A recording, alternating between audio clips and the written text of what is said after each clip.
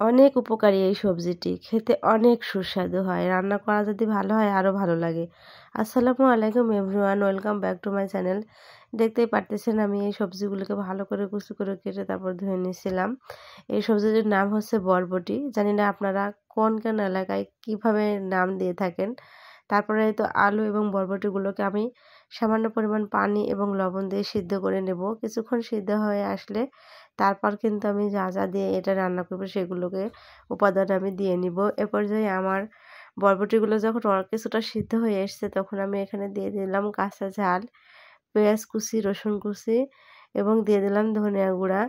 দিয়ে আমি ভালো মতো মিক্সড করে নিচ্ছিলাম। এখানে জিরা গুঁড়াও আমি দিয়ে দিয়েছি। এই রান্নাটি মানে এভাবে রান্না করলে পুষ্টিগুণ খুবই ভালো থাকে। এই বরবটি খেতে যেরকম মানে যেভাবে সুস্বাদু তেমনই কিন্তু শরীরের পক্ষেও খুব উপকারী। এই বরবটিতে আছে ভিটামিন বি, যা আমাদের দেহের জন্য খুবই উপকারী। ভিটামিন বি এর অভাবে ঠোঁটের কিনারায় ঘা, তারপর ত্বকে বিভিন্ন রকম চর্মরোগ, তারপর বিভিন্ন রকম অসুবিধা হয়ে থাকে। এই রোগগুলি প্রতিকারের জন্য আমাদের বরবটি খুবই প্রয়োজনীয় একটি সবজি, যেটা খেতে খুবই সুস্বাদু হয়। আমাদের গ্রামে এটা মানে বাড়িতে লাগিয়ে বানাই তৈরি হয়, তারপর মাঠেও তৈরি হয়। তারপর এই তো আমি সিদ্ধ করে নেওয়ার পর দিয়ে দেব তেলে।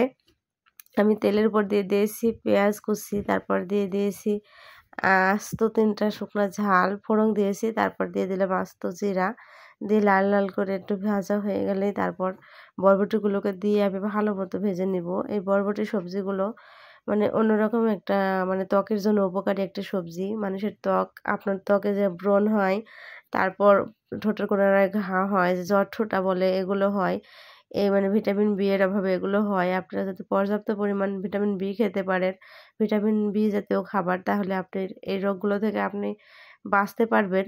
ভিটামিন মানে ভিটামিন বি আমাদের শরীরের জন্য খুবই একটা উপকারী উপাদান। যেরকম এই বরবটিতে আছে ভিটামিন বি, সিমেও আছে, অনেক সবজিতে ভিটামিন বি থাকে। তার ভিতর বরবটি হচ্ছে একটি অন্যরকম সবজি, যেটা খেতে খুবই ভালো লাগে। আমার কাছে তো কিছুটা সিম খাওয়ার মতো মনে হয়। সিমটা শীতকাল ছাড়া আমাদের এলাকায় পাওয়া যায় না। জানি না আপনাদের ওখানে কোন কোন এলাকায় পাওয়া যায় কিংবা যায় না। কিন্তু বরবটি খেলে মনে হয় সিম খাচ্ছি। আমার তো মনে হয় সিম ভাজি দিয়ে আমি ভাত মানে খাচ্ছি। সিমের মতো টেস্ট এই বরবটির। যারা খেয়েছেন তারা তো জানেনই। আর জানি না কোন কোন এলাকায় কিভাবে এই বরবটিটি রান্না করে। কিন্তু আমাদের এলাকায় ঠিক আমি যেভাবে রান্না করলাম এভাবে রান্না করে, খেতে খুবই ভালো লাগে। আমার মনে হয় না যে এই বরবটিটি এভাবে রান্না করলে খেতে যতটা মজা হয়, অন্যভাবে রান্না করলে কেমন মজা হয় আমি ঠিক জানি না। তবে হয়তো মজা হয়। কে কিভাবে রান্না করেন অবশ্যই আমাকে জানাবেন। আমি ঠিক এভাবে রান্না করি। যদি মন চায় তাহলে আমার এই রেসিপিটা ট্রাই করে একদিন ভেজে খেয়ে দেখবেন, খুবই ভালো লাগে। আজকের ভিডিও এ পর্যন্তই। সবাই ভালো থাকবেন। আল্লাহ হাফেজ।